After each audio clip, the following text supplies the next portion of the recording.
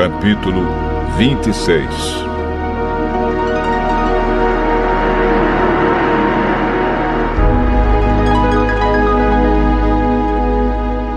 Então Jó, em resposta, disse: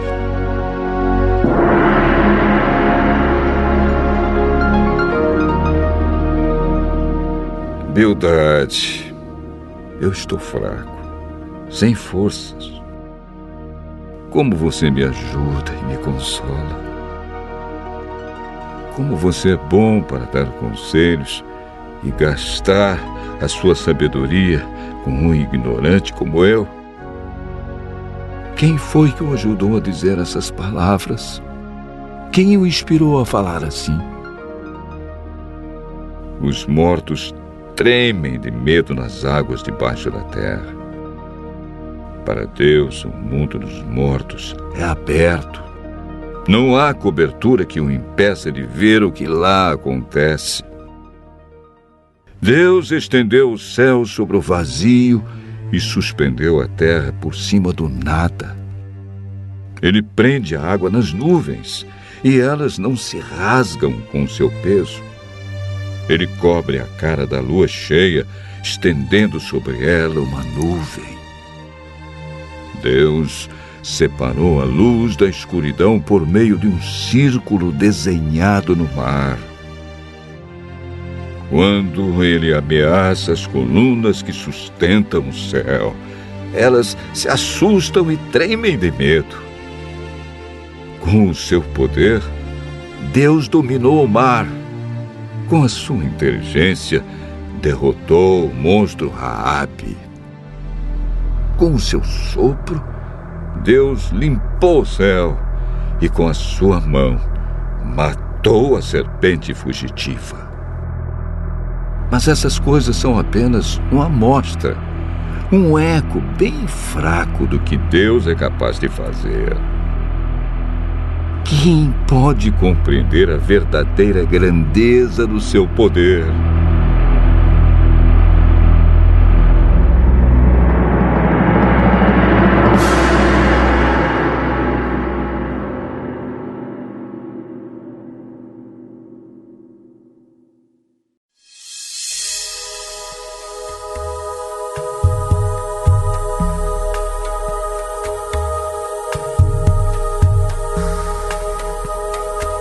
Jó, capítulo 27.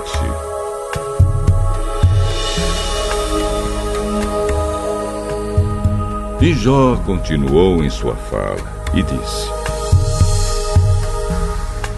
Juro por Deus, pelo Todo-Poderoso, que não quer me fazer justiça e que enche de amargura o meu coração. Juro que, enquanto Ele me der forças para respirar, os meus lábios nunca dirão coisas más e a minha língua não contará mentiras. Nunca direi que vocês têm razão de me acusar. Enquanto viver, insistirei na minha inocência. Fico firme e não desisto de dizer que estou certo, pois a minha consciência nunca me acusou. Que todos os que são contra mim, os que são meus inimigos, sejam castigados como os maus, como os perversos. Que esperança terão os ateus quando Deus lhes tirar a vida? Quando estiverem em dificuldades, Ele não ouvirá os seus gritos, pois Deus não é a alegria deles, e eles nunca fizeram orações ao Todo-Poderoso. Vou ensinar a vocês como é grande o poder de Deus. Vou explicar os planos do Todo-Poderoso. Não é preciso, pois vocês todos já viram isso. Então, por que ficam aí dizendo bobagens? Vou dizer como Deus, o Todo-Poderoso, castiga os homens maus e violentos. As suas crianças passarão fome, e os seus filhos, mesmo que sejam muitos, morrerão na guerra. Os que ficarem vivos morrerão de doença, e as suas viúvas não chorarão por eles. O perverso pode ajuntar prata aos montes, pode ter muita roupa, muita mesmo, mas algum dia uma pessoa direita usará essas roupas, e um homem honesto ficará com a prata. A casa que o homem mau constrói dura tão pouco tempo como uma teia de aranha, ou como a cabana de um vigia numa plantação. O homem mau vai rico para a cama, mas é pela última vez, pois quando acorda, a sua riqueza já se foi. O terror o arrasará como se fosse uma enchente, e de noite a tempestade o jogará longe. O vento violento do leste o arrancará da sua casa, soprando contra ele sem piedade, enquanto ele faz tudo para escapar. Ele corre e o vento assobia e o apavora com seu poder destruidor.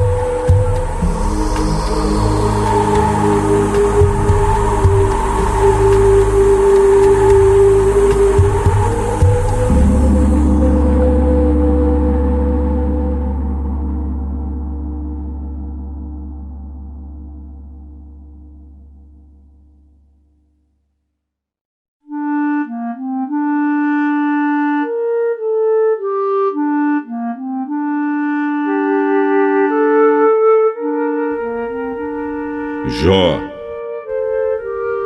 capítulo 28.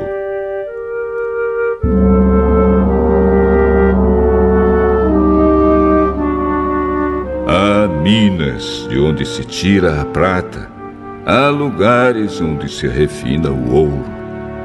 O ferro é tirado da terra, e das pedras se derrete o cobre.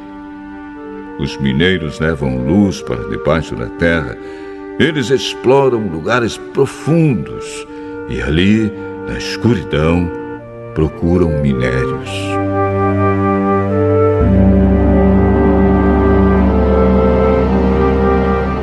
Longe das cidades, em lugares por onde ninguém passa, eles abrem os poços das minas e trabalham na solidão, pendurados e balançando de um lado para o outro. Por cima deles, a terra produz trigo, e por baixo está toda rasgada e esmigalhada. As suas pedras contêm safiras, e no seu pó se encontra ouro. As águias não veem o caminho que desce para as minas, e os falcões também não o conhecem. Os leões e outros animais ferozes nunca descem por esse caminho. Os homens cavam as rochas mais duras e cortam as montanhas até o chão. Eles furam túneis nas pedras, com olhos abertos para tudo que é precioso. Eles cavam até chegar às nascentes dos rios e trazem para a luz o que estava escondido. Mas onde pode ser achada a sabedoria? Em que lugar está a inteligência? Os seres humanos não conhecem o valor da sabedoria e não a encontram neste mundo. O oceano afirma: aqui não está. E o mar diz: aqui também não. Ela não pode ser comprada com ouro, nem trocada por prata.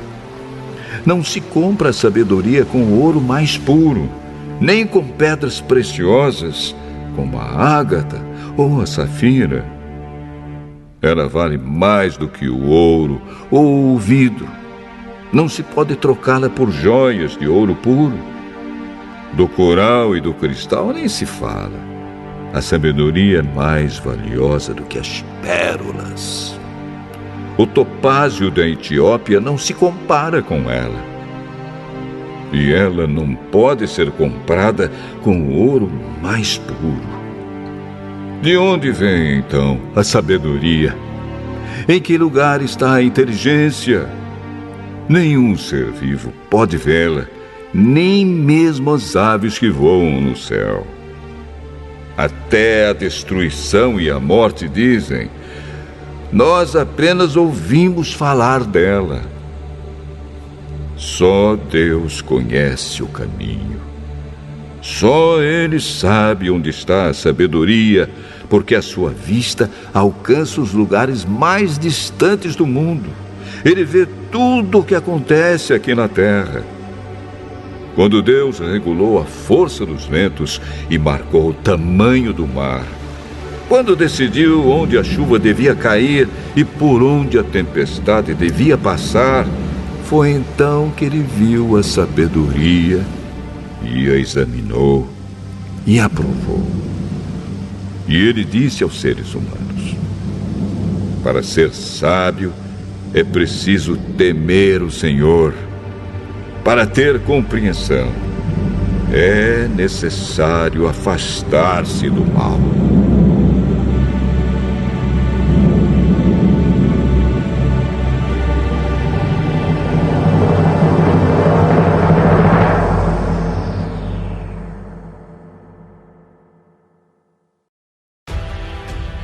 Sabedoria. Capítulo 7. Eu mesmo não passo de um mortal como todos os outros, e descendo do primeiro homem formado da terra. Meu corpo foi formado no seio de minha mãe, onde, durante 10 meses, no sangue tomou consistência da semente viril e do prazer ajuntado à união conjugal. Eu também, desde meu nascimento, respirei o ar comum. Eu caí da mesma maneira que todos, sobre a mesma terra, e, como todos, nos mesmos prantos soltei o primeiro grito. Envolto em faixas, fui criado no meio de assíduos cuidados, porque nenhum rei teve outro início na existência. Para todos a entrada na vida é a mesma e a partida semelhante. Assim implorei e a inteligência me foi dada. Supliquei e o espírito da sabedoria veio a mim. Eu a preferi aos cetros e tronos e avaliei a riqueza como um nada ao lado da sabedoria. Não comparei a ela a pedra preciosa, porque todo o ouro ao lado dela é apenas um pouco de areia, e porque a prata diante dela será tida como lama. Eu a amei mais do que a saúde e a beleza, e gozei dela mais do que a claridade do sol, porque a claridade que dela emana jamais se extingue. Com ela me vieram todos os bens, e nas suas mãos inumeráveis riquezas. De todos esses bens eu me alegrei, porque é a sabedoria que os guia. Mas ignorava que ela fosse sua mãe. Eu estudei lealmente e reparto sem inveja, e não escondo a riqueza que ela encerra, porque ela é para os homens um tesouro inesgotável, e os que a adquirem preparam-se para tornar amigos de Deus, recomendados a Ele pela educação que ela lhes dá. Que Deus me permita falar como eu quisera e ter pensamentos dignos dos dons que recebi, porque é Ele mesmo quem guia a sabedoria e emenda os sábios, porque nós estamos nas suas mãos, nós e nossos discursos, toda a nossa inteligência e nossa habilidade. Foi Ele quem me deu a verdadeira ciência de todas as coisas, quem me fez conhecer a constituição do mundo e as virtudes dos elementos, o começo, o fim e o meio dos tempos, a sucessão dos solstícios e as mutações das estações, os ciclos do ano e as posições dos astros, a natureza dos animais e os instintos dos brutos, os poderes dos espíritos e os pensamentos dos homens, a variedade das plantas e as propriedades das raízes. Tudo que está escondido e tudo que está aparente eu conheço, porque foi a sabedoria, criadora de todas as coisas, que me ensinou. Há nela, com efeito, um espírito inteligente, santo, único, múltiplo, sutil, móvel, penetrante, puro, claro, inofensivo, inclinado ao bem, agudo, livre, benéfico, benévolo, estável, seguro, livre de inquietação, que pode tudo, que cuida de tudo, que penetra em todos os espíritos, os inteligentes, os puros, os mais sutis. Mais ágil que todo um movimento é a sabedoria. Ela atravessa e penetra tudo graças à sua pureza. Ela é um sopro do poder de Deus, uma irradiação límpida da glória do Todo-Poderoso. Assim, mancha nenhuma pode insinuar-se nela. É ela uma efusão da luz eterna, um espelho sem mancha da atividade de Deus e uma imagem de sua bondade. Embora única, tudo pode. Imutável em si mesma, renova todas as coisas. Ela se derrama de geração em geração nas almas santas e forma os amigos e os intérpretes de Deus, porque Deus somente ama quem vive com a sabedoria. É ela, com efeito, mais bela que o sol e ultrapassa o conjunto dos astros. Comparada à luz, ela se sobreleva, porque a luz sucede à noite, enquanto que contra a sabedoria o mal não prevalece.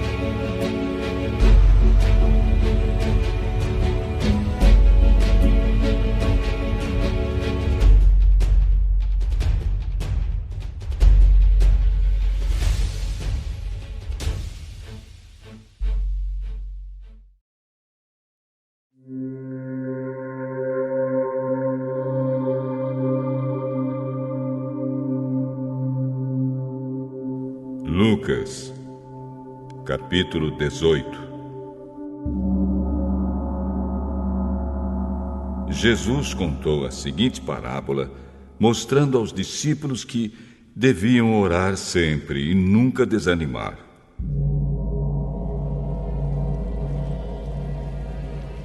Em certa cidade havia um juiz que não temia a Deus e não respeitava ninguém. Nessa cidade morava uma viúva que sempre o procurava para pedir justiça, dizendo: ajude-me e julgue o meu caso contra o meu adversário. Durante muito tempo, o juiz não quis julgar o caso da viúva, mas afinal pensou assim: é verdade que eu não temo a Deus e também não respeito ninguém. Porém, como essa viúva continua me aborrecendo, eu vou dar a sentença a favor dela. Se eu não fizer isso, ela não vai parar de vir me amolar até acabar comigo. E o Senhor continuou: prestem atenção naquilo que aquele juiz desonesto disse. Será então que Deus não vai fazer justiça a favor do seu próprio povo, que grita por socorro dia e noite? Será que ele vai demorar para ajudá-lo? Eu afirmo a vocês que ele julgará a favor do seu povo e fará isso bem depressa. Mas quando o Filho do Homem vier, será que vai encontrar fé na terra?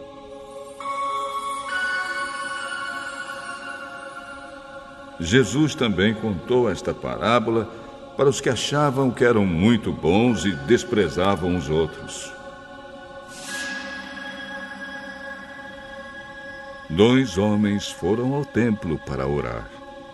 Um era fariseu e o outro cobrador de impostos. O fariseu ficou de pé e orou sozinho assim: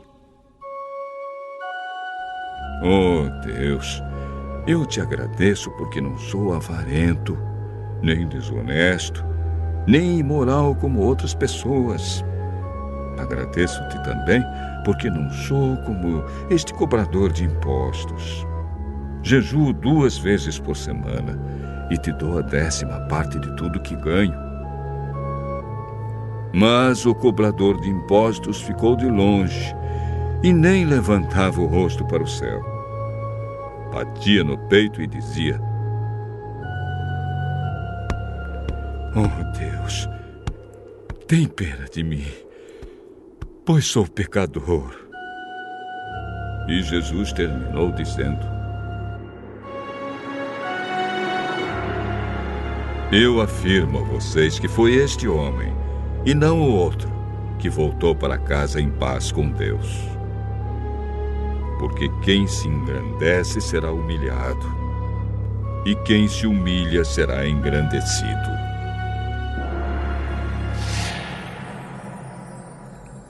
Depois disso, algumas pessoas levaram as suas crianças a Jesus para que elas fossem abençoadas.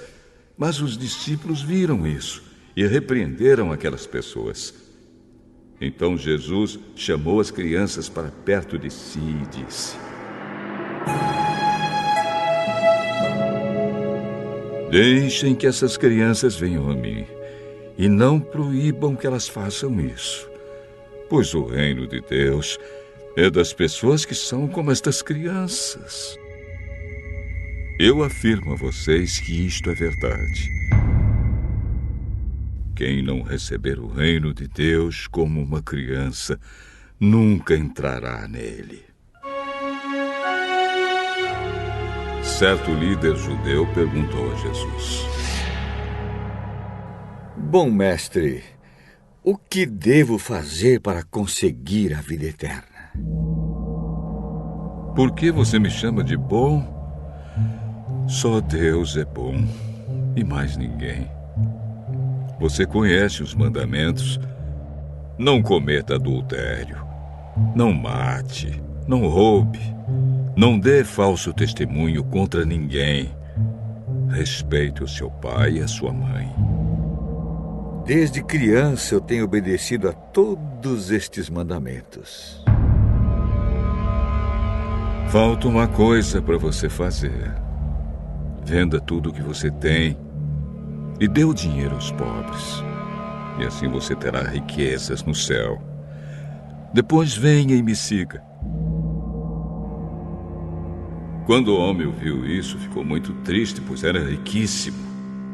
Vendo a tristeza dele, Jesus disse: como é difícil os ricos entrarem no reino de Deus. É mais difícil um rico entrar no reino de Deus do que um camelo passar pelo fundo de uma agulha. Os que ouviram isso perguntaram: Então, quem é que pode se salvar? O que é impossível para os seres humanos é possível para Deus. Aí Pedro disse: Veja, nós deixamos a nossa família e seguimos o Senhor. Eu afirmo a vocês que isto é verdade. Aquele que, por causa do reino de Deus, deixar casa, esposa, irmãos, parentes ou filhos, receberá ainda nesta vida muito mais, e no futuro receberá a vida eterna.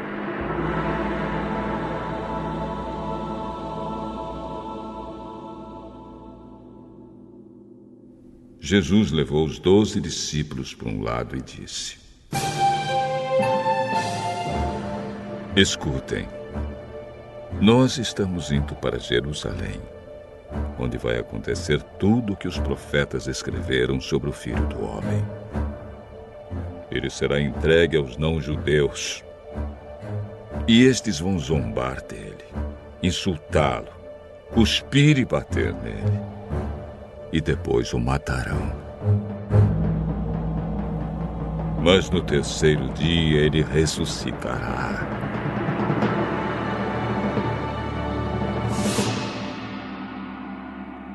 Os discípulos não entenderam nada do que Jesus disse. O que essas palavras queriam dizer estava escondido deles. E eles não sabiam do que Jesus estava falando.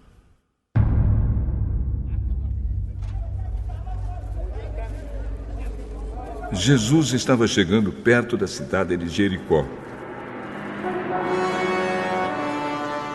E um cego estava sentado na beira do caminho, pedindo esmola. Quando ele ouviu a multidão passando, perguntou quem era aquilo. É Jesus de Nazaré que está passando.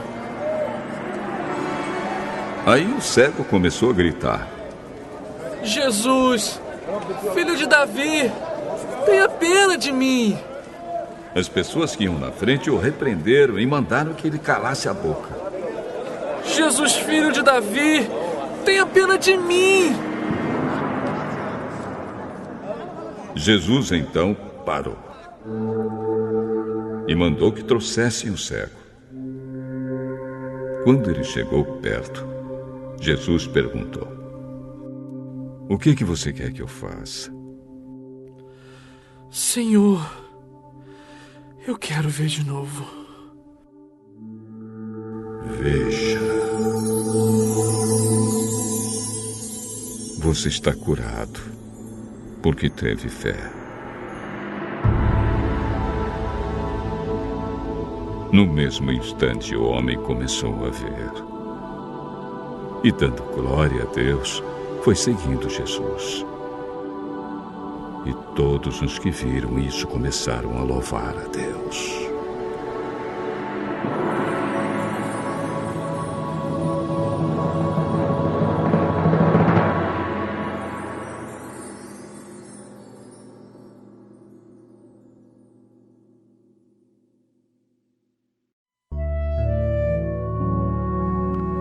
Salmo 55. Poesia de Davi, ao regente do coro, para instrumentos de cordas. Ouve a minha oração, ó Deus. Não deixes de atender o meu pedido. Escuta-me e responde. As minhas aflições me deixam desgastado. Eu tremo quando ouço as ameaças dos meus inimigos. A perseguição dos maus me esmaga. Eles fazem com que desgraças caiam sobre mim. Estão com raiva de mim e me odeiam. O meu coração está cheio de medo e o pavor da morte cai sobre mim. Sinto um medo terrível e estou tremendo. O pavor tomou conta de mim. Ah, se eu tivesse asas como a pomba, voaria para um lugar de descanso. Fugiria para bem longe e moraria no deserto. Bem depressa procuraria achar um lugar seguro para me esconder da ventania e da tempestade. Ó Senhor, atrapalha e destrói os conchavos dos meus inimigos, pois vejo violência e pancadaria na cidade. Dia e noite, eles andam em volta dela, nas muralhas, enchendo-a de crimes e de maldade. Por toda parte há destruição, e as ruas estão cheias de exploração e desonestidade. Não era o inimigo que estava zombando de mim. Se fosse, eu poderia suportar. Nem era um adversário que me tratava com desprezo, pois eu poderia me esconder dele. Porém, foi você mesmo, meu companheiro, meu colega e amigo íntimo. Conversávamos com toda a liberdade e íamos juntos adorar com o povo no templo. Que a morte venha de repente sobre os meus inimigos. Que eles desçam vivos para o mundo dos mortos, pois a maldade está na casa e no coração deles. Mas eu chamo a Deus, o Senhor, pedindo ajuda, e Ele me salva. De manhã, ao meio-dia e de noite, eu choro e me queixo, e Ele me ouve. Ele me traz são e salvo de volta das batalhas em que luto contra os meus muitos inimigos.